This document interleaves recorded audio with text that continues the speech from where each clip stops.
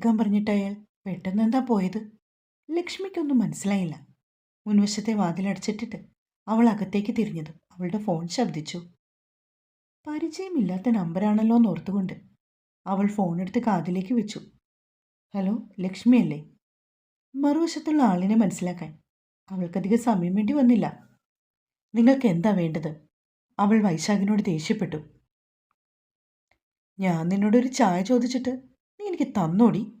എന്നിട്ട് എന്താണ് വേണ്ടതെന്ന് പോലും. നിങ്ങൾക്ക് എങ്ങനെയാണ് എൻ്റെ നമ്പർ കിട്ടിയത്? വിജി ചേച്ചി തന്നാണോ? ലക്ഷ്മിക്ക് ദേഷ്യം വന്നു. അല്ലടി, നിന്റെ അച്ഛൻ തന്നതാ. അവൻ്റെ ചിരിയവൾ ഫോണിൽ കൂടി കേട്ടു. എന്നെ ശല്യപ്പെടുത്താനായി മേലെ നിങ്ങൾ എന്നെ വിളിച്ചേക്കരുത്. അവൾ ഫോൺ കട്ടാക്കി. വീണ്ടും അവളുടെ ഫോൺ റിങ് ചെയ്തെങ്കിലും അവളത് എടുത്തില്ല. പെട്ടെന്ന് അവളുടെ വാട്സപ്പിൽ അവൻ്റെ മെസ്സേജ് വന്നു. ലക്ഷ്മി, നീ സേഫായിരിക്കണം. നല്ല ഇടിയും മിന്നലും ഉണ്ട് പുറത്തേക്ക്. ഒന്ന് നീ ഇറങ്ങിയേക്കരുത്. അതായിരുന്നു അവൻ്റെ മെസ്സേജ്. വിവാഹത്തിന് മുമ്പ് താൻ എന്നെ അനാവശ്യമായി വിളിക്കുകയും വേണ്ട, എനിക്കത് ഇഷ്ടവുമില്ല. ഞാൻ വിജി ചേച്ചിയോട് പറഞ്ഞു കൊടുക്കും. ചെറിയൊരു ഭീഷണിയോടെ അവൻ തിരിച്ചൊരു റിപ്ലൈയും കൊടുത്തു. വിജിയോടെങ്ങാനും പറഞ്ഞാൽ നീ എൻ്റെ കയ്യിൽ നിന്ന് മേടിക്കും. ഇക്കുറി അവൻ ഒരു വോയിസ് മെസ്സേജ് അയച്ചു. അവൾ അതിന് മറുപടിയൊന്നും പറഞ്ഞില്ല. അന്ന് രാത്രിയിൽ അവൻ ഒരു ഗുഡ് നൈറ്റ് മെസ്സേജ് അയച്ചെങ്കിലും അവളിൽ നിന്നൊരു മറുപടിയും വന്നില്ല. ഇടയ്ക്ക് അവനൊന്ന് വിളിക്കാൻ ശ്രമിച്ചെങ്കിലും നിരാശയായിരുന്നു ബലം. ഹരിക്ക് ചെറിയ വിഷമം തോന്നിയെങ്കിലും നിന്നെ പിന്നെ എടുത്തോളാം പെണ്ണെ എന്ന് മനസ്സിൽ പറഞ്ഞുകൊണ്ട് അവൻ കിടന്നു. ഇന്നാണ് ലക്ഷ്മിയെ ഔദ്യോഗികമായി കാണുവാനായി ചെക്കൻ്റെ വീട്ടിൽ നിന്നും വേണ്ടപ്പെട്ടവരൊക്കെ പോകുന്നത്. വീണയും ഉണ്ണിമോളും കാലത്തെ മുതൽ കണ്ണാടിക്ക് മുൻപിലാണ്. വീണ ഒരു ഓറഞ്ച് നിറമുള്ള ചുരിദാറാണ് ധരിച്ചത്. ഉണ്ണിമോൾ പീച്ചും നീലയും ചേർന്ന ഒരു ഫ്രോക്കും. മതിയടി ഒരുങ്ങിയത്. അവളുടെ 7 അയലത്ത് വരില്ല നീയൊന്നും. വൈശാഖൻ രണ്ടാളോടുമായി പറഞ്ഞു. ഇപ്പോഴേ എടുത്ത് പൊക്കണ്ട, ഇങ്ങോട്ട് കൊണ്ടുവന്നിട്ടേ കെട്ടിയോളെ പൊക്കിയാൽ മതി. വീണ അവനെ കൊഞ്ഞിനും കുത്തി കാണിച്ചു. അല്ല, ആരിത് നാരായണനാണോ? അച്ഛൻ്റെ സംസാരം കേട്ടതും 3 മക്കളും കൂടി വരാന്തയിലേക്ക് ചെന്നു. ഇവള് പറഞ്ഞിട്ടാളിയാ, അയാൾ ഭാര്യയെ ചൂണ്ടിക്കാണിച്ചു. ദൈവമേ, ഇങ്ങനെ കള്ളം പറയാമോ? ദേവകി മൂക്കത്ത് വിരൽ വെച്ചു. നാരായണനെ പയ്യെ വൈശാഖിനകത്തേക്ക് കൂട്ടിക്കൊണ്ടുപോയി. സത്യം പറയാം മാവാ, ഇതെങ്ങനെ ഒപ്പിച്ചു? ഓ, എന്നതാടാ കൊച്ചേ, നീയൊന്ന് പോ. നാരായണന് നാണം വന്നു. ആ, പറയാം മാവാ, എന്നോട് ഒളിക്കണ്ട. എന്തായാലും കൊള്ളാം. വൈശാഖ് പറഞ്ഞതും അമ്മാവൻ ഫ്ലാറ്റ്. ബാർബർ ഷോപ്പിൽ ചെന്നപ്പോഴേ നമ്മുടെ വാര്യത്തെ മാധവൻ വന്നു. ഒറ്റ മുടിക്ക് പോലും കറുപ്പില്ലാതെ അവൻ ഇറങ്ങിപ്പോയപ്പോഴേ മമ്മൂട്ടിയെപ്പോലെ ഇരുന്നടാ. അയാൾ ചിരിച്ചുകൊണ്ട് പറഞ്ഞു. ഓ, അത് ശരി, നാരായണനും മമ്മൂട്ടി ആയതാണല്ലേ. ശരി ശരി, എന്നാലേ മമ്മൂട്ടി സമയം കളയാതെ ചെല്ല്. അവൻ നാരായണനുമായി മുറ്റത്ത് വന്നപ്പോൾ എല്ലാവരും എത്തിച്ചേർന്നു.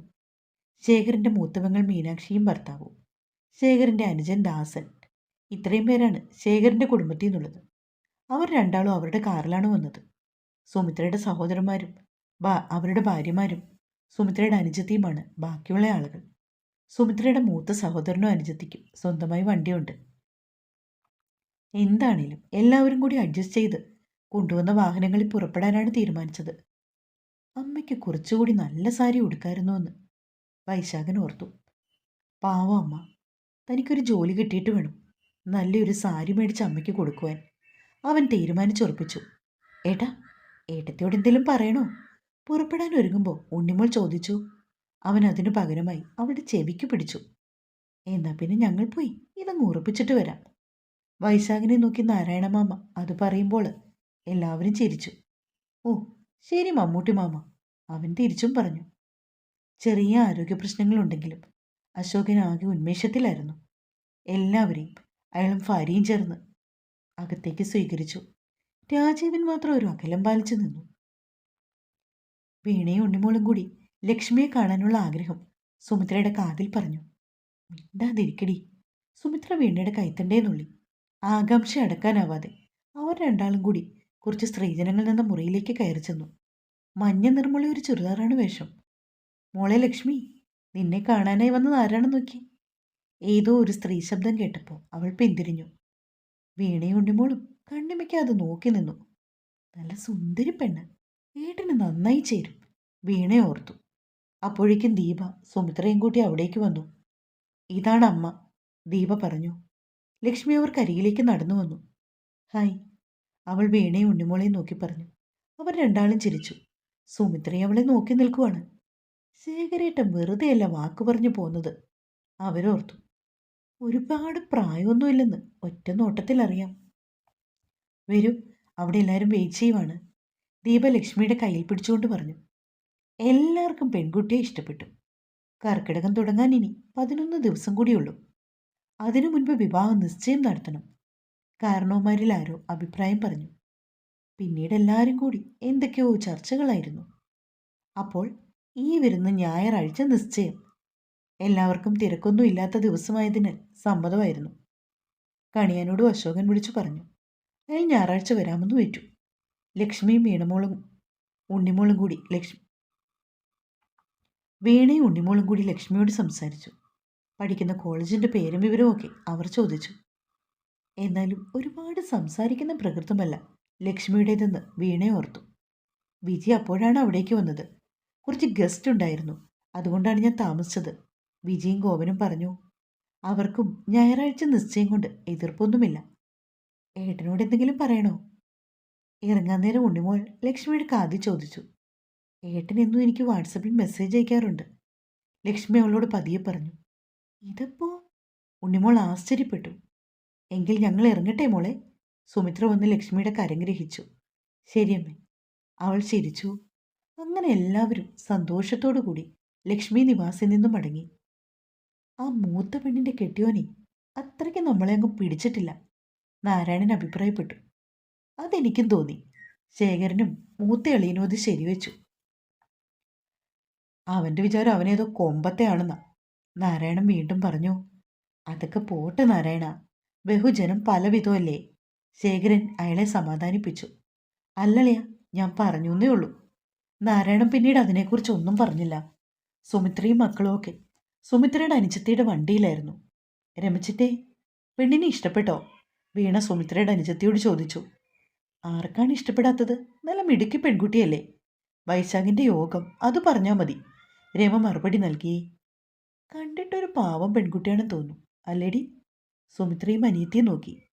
വലിയ പ്രായമൊന്നുമില്ലേ ചേച്ചി, പാവം കുട്ടിയാണെന്ന് തോന്നുന്നു. ആവശ്യത്തിനെ സംസാരിക്കുന്നുള്ളൂ. അങ്ങനെ എല്ലാവരും കളിയും ചിരിയും വർത്തമാനവും ഒക്കെയായി തിരിച്ചു വീട്ടിലെത്തി.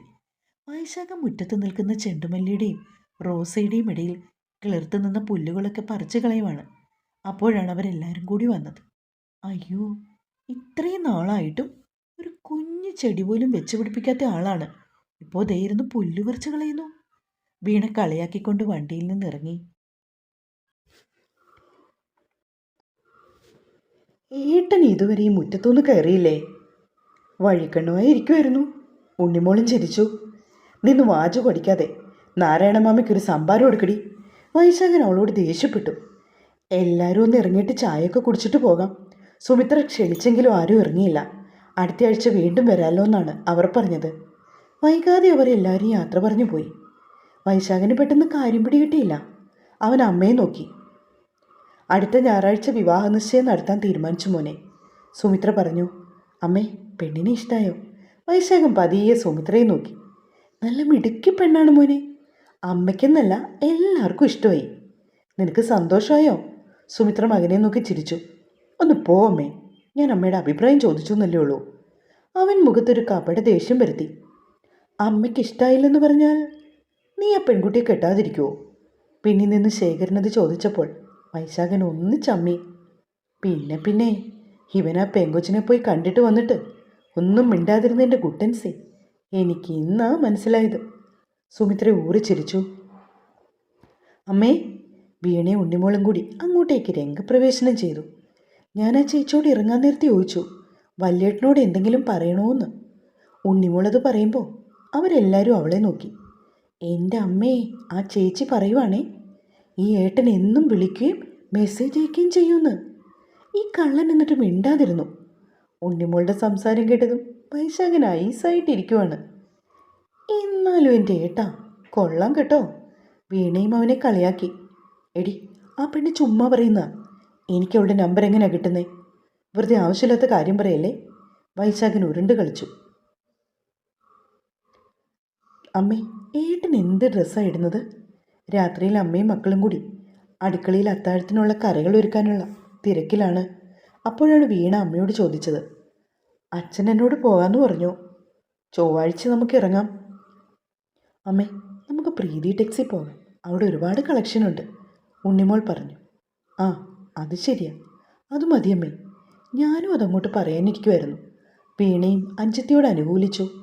എന്നാൽ ഞാൻ ഏട്ടനോടൊന്ന് പറയട്ടെ. വീണ അടുക്കളയിൽ നിന്ന് ഇറങ്ങിപ്പോയി. ഏട്ടാ, ചൊവ്വാഴ്ച പോകാൻ ഡ്രസ്സ് എടുക്കാൻ കേട്ടോ, അച്ഛൻ അമ്മയോട് പറഞ്ഞു. വീണ അവൻ്റെ മുറിയിലേക്ക് ചെന്നു. അവനൊന്ന് മൂളി. പ്രീതി ടെക്സിൽ പോകാൻ കേട്ടോ ഏട്ടാ, അവരുടെ നിലയും വിലയും കൂടി നോക്കണ്ടേ. പോകാം. എന്താ ഏട്ടാ ഒരു താല്പര്യമില്ലാത്ത പോലെ? വല്ലാത്ത തലവേദന. അവൻ കണ്ണുകളടച്ച് നെറ്റി തടവി. ബാമേണോ? വേണ്ടടി, മാറിക്കോളൂ. ഞാൻ കുറച്ച് സമയം ഒന്ന് കിടക്കട്ടെ. അവൻ പറഞ്ഞപ്പോൾ വീണ പുറത്തേക്കിറങ്ങി.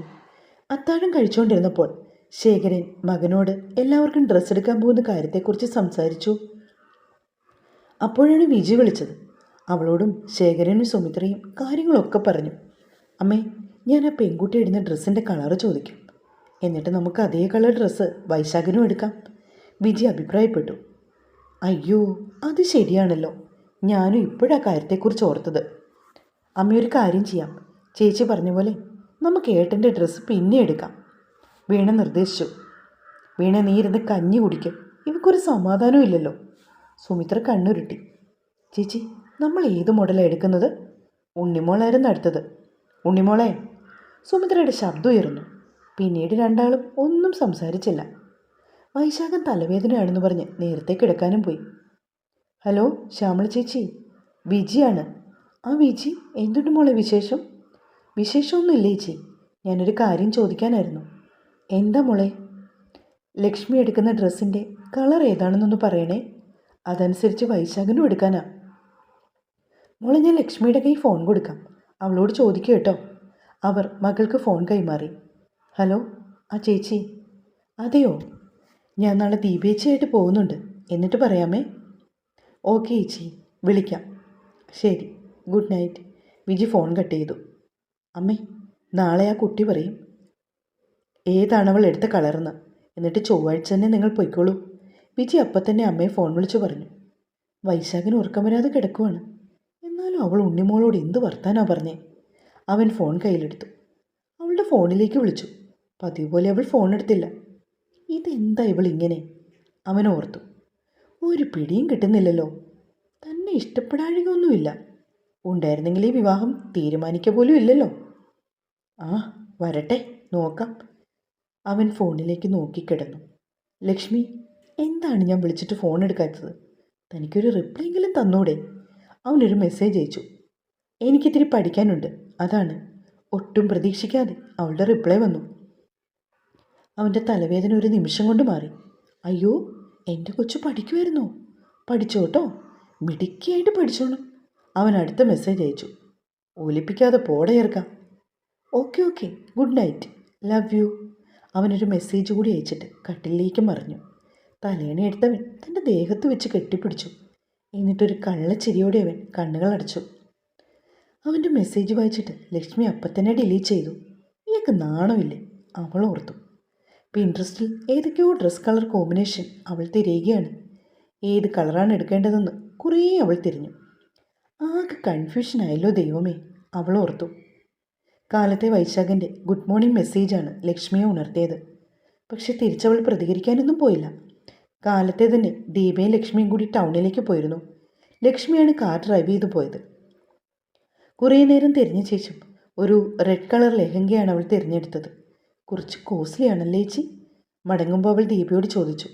ഓ, അതൊന്നും സാരമില്ല, കല്യാണ നിശ്ചയമല്ലേടി, നമുക്ക് അടിച്ചു പൊളിക്കാം, ദീപ പറഞ്ഞു. അവർ സാധാരണക്കാരാണെന്ന് തോന്നുന്നു അല്ലേ? ദീപ അനുജത്തിയെ നോക്കി. അതെ ചേച്ചി, അവരെ കണ്ടപ്പോൾ എനിക്ക് തോന്നിയിരുന്നു. പിന്നെ മനസ്സിൽ നന്മയുള്ളവരാണെന്ന് തോന്നുന്നു. ആ അമ്മയും അനുജത്തിമാരും ഒക്കെ ഒരുപാട് സ്നേഹമായിരുന്നു, ലക്ഷ്മി ദീപയോട് പറഞ്ഞു. അതെ, പിന്നെ അവിടെ ചെന്ന് കഴിഞ്ഞ് അറിയാൻ ചേച്ചി എങ്ങനെയുള്ള ആളുകളാണെന്ന്. നീ കുറച്ച് കുക്കിങ്ങൊക്കെ പഠിക്കണം. പിന്നെ ആ പയ്യൻ വിളിക്കാറുണ്ടോ ദീപ? ദീപ ചോദിച്ചു. ഇല്ല ചേച്ചി, വിളിക്കാറൊന്നുമില്ല. ഇനി കുറച്ച് കുക്കിങ് പഠിക്കണം. ശ്യാമളയ്ക്കും അശോകനുള്ള ഡ്രസ്സൊക്കെ രണ്ടാൾക്കും ഇഷ്ടപ്പെട്ടു. ദീപ രാജീവനുമായിട്ട് പോയി എടുത്തോളാമെന്നും പറഞ്ഞു. കുറച്ച് കഴിഞ്ഞപ്പോൾ ദീപ അവരോട് യാത്ര പറഞ്ഞു പോയി. വിജി വിളിച്ചപ്പോൾ കളർ ഏതാണെന്ന് ലക്ഷ്മി പറഞ്ഞു കൊടുത്തു. എന്നിട്ടവൾ ഫോണെടുത്ത് വൈശാഖിൻ്റെ നമ്പറിലേക്ക് അവളുടെ ഡ്രസ്സ് അയച്ചു. അവളത് തൻ്റെ ദേഹത്ത് വെച്ച് ഒരു ഫോട്ടോ കൂടി എടുത്തിരുന്നു. അതും അവൾ അവൻ അയച്ചു കൊടുത്തു. അടിപൊളിയാണല്ലോ ലച്ചുക്കുട്ടി, നീ കലക്കും കേട്ടോ, എൻ്റെ സുന്ദരി കുട്ടിയാണ് നീ. അവൻ്റെ മെസ്സേജ് വായിച്ചതും അവളുടെ ചുണ്ടിൽ ആദ്യമായി ഒരു പുഞ്ചിരി വിടർന്നു. താങ്ക്സ്. അവളുടെ മെസ്സേജ് വരേണ്ട താമസം അവൻ അവളെ വിളിച്ചു. എടുക്കണോ വേണ്ടയോ ലക്ഷ്മി ഓർത്തു. ആലോചിച്ച് നിന്നപ്പോൾ അവൻ്റെ ഫോൺ കട്ടായി. വീണ്ടും ബെല്ലടിച്ചപ്പോൾ രണ്ടും കൽപ്പിച്ചവൾ ഫോൺ എടുത്തു. ഹലോ ലക്ഷ്മി. അവൻ്റെ ശബ്ദം അവൾ കേട്ടു. എന്തോ? അവൾ വിളി കേട്ടു. അയ്യോ, ഇത്രയും വിനയത്തിൻ്റെ ഒന്നും ആവശ്യം വേണ്ട, അവൻ ചിരിച്ചുകൊണ്ട് പറഞ്ഞു. വിളിച്ച കാര്യം പറഞ്ഞിട്ട് വെക്കും മാഷേ. എടോ, തൻ്റെ ഡ്രസ്സ് സൂപ്പർ, എനിക്കിഷ്ടമായി കേട്ടോ, വൈശാഖൻ പറഞ്ഞു. അതല്ലേ മെസ്സേജ് അയച്ചതും? അതേടി പെണ്ണേ, പിന്നെ എൻ്റെ പെണ്ണിനെ ഒന്ന് വിളിക്കാൻ എന്തെങ്കിലും കാരണം വേണ്ടേ, അതുകൊണ്ടാണ്. അവൻ്റെ സംസാരം കേട്ടതും അവൾ ചിരിച്ചു. അതിരിക്കട്ടെ, താൻ എന്തെങ്കിലും കഴിച്ചോ? അവളൊന്നും മൂളി. അച്ഛനും അമ്മയൊക്കെ എവിടെ? അവർ താഴെയുണ്ട്. Lakshmi, I love you. നിനക്ക് നാണമില്ലല്ലേ? എന്തിന്? നിൻ്റെ അടുത്ത് എന്തിനു ഞാൻ നാണിക്കണം പെണ്ണേ? എനിക്കിഷ്ടമല്ല ഇങ്ങനെയൊന്നും പറയുന്നത്. ആ, അങ്ങനെയാണോ? എന്നാലേ ഞാനിനി ഒന്നും പറയുന്നില്ല, പോരെ? ഞാൻ ഫോൺ വയ്ക്കുക. അയ്യോ, വെക്കല്ലേ. എന്താ? നിനക്കെന്നോട് ഒന്നും ചോദിക്കാനില്ലേ പെണ്ണേ? വീണയും ഉണ്ണിമോളും ഒക്കെ എവിടെ? അവരൊക്കെ ഇവിടെ ഉണ്ട്. അമ്മയോ? അമ്മയും ഉണ്ട്. പിന്നെ അച്ഛൻ പച്ചക്കറികളൊക്കെ നനയ്ക്കുന്നു. ലക്ഷ്മി, അതെ, എനിക്കിത്തിരി പഠിക്കാനുണ്ട്, വയ്ക്കുക. അവൻ്റെ മറുപടി കേൾക്കാതെ അവൾ ഫോൺ കട്ട് ചെയ്തു. അവൻ്റെ മനസ്സിൽ അവളെ ഒന്നടുത്ത് കാണുവാൻ ഒരുപാട് ആഗ്രഹമുണ്ട്. സമ്മിശ്ര വികാരങ്ങൾ ഹൃദയത്തിലൊരു വേലിയേറ്റം ഉണ്ടാക്കുന്നതായി അവൻ അനുഭവപ്പെട്ടു. അടുത്ത ദിവസം കാലത്തെ തന്നെ ശേഖരനും കുടുംബവും തുണിത്തരങ്ങളൊക്കെ എടുക്കാനായി പുറപ്പെട്ടു. വിജയും വന്നായിരുന്ന കടയിലേക്ക്. അങ്ങനെ ഓരോരുത്തർക്കുള്ള ഡ്രസ്സൊക്കെ എടുത്തു. ലക്ഷ്മി പറഞ്ഞ കളർ നോക്കി വിജയും മീണയും കൂടി വൈശാഖനുള്ള ഡ്രസ്സ് എടുക്കുവാണ്. എടി, അതല്ല ശരിക്കുള്ള കളർ, ദേ ഇതാണ്. ലക്ഷ്മി അയച്ചു കൊടുത്ത ഫോട്ടോ കാണിച്ച് വൈശാഖൻ പറഞ്ഞു. കാണട്ടെ എന്ന് പറഞ്ഞ് വിജയും മീണയും നോക്കി. അപ്പോൾ ഏട്ടൻ പറഞ്ഞതോ ഈ പെൺകുട്ടിയുടെ നമ്പർ അറിയില്ലെന്ന്. വീണ അവിടെ വെച്ച് അവനോട് കോർക്കൻ തയ്യാറായി. അക്കിടി പറ്റിയതോർത്ത് നിൽക്കുവാണ് വൈശാഖൻ. എന്തായാലും കാര്യം നടന്നാൽ പോരെ. അവൻ വേഗം അവിടുന്ന് തടി തപ്പി. ഓവേ, ഞങ്ങൾക്കെല്ലാം മനസ്സിലായി, ഉണ്ണിമോൾ ആക്കി ചിരിച്ചു. അവൻ വല്ലാത്ത ഗൗരവമൊക്കെ വരുത്തി നിൽക്കുവാണ്. ആകെ ചമ്മിപ്പോയി, അവൻ മനസ്സിൽ വിചാരിച്ചു. തുടരും.